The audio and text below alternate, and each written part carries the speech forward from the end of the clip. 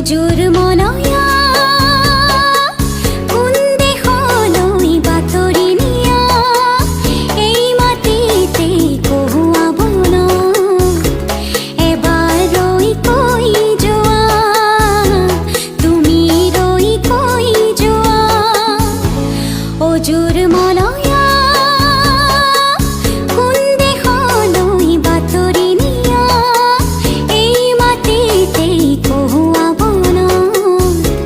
এবাৰ ৰৈ কৈ যোৱা তুমি ৰৈ কৈ যোৱা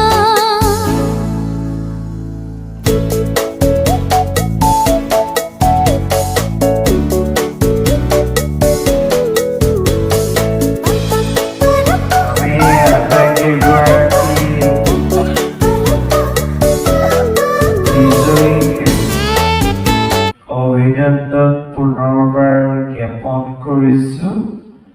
আৰু তেখেতসকলক আসন গ্ৰহণ কৰিবলৈ অনুৰোধ জনাইছোঁ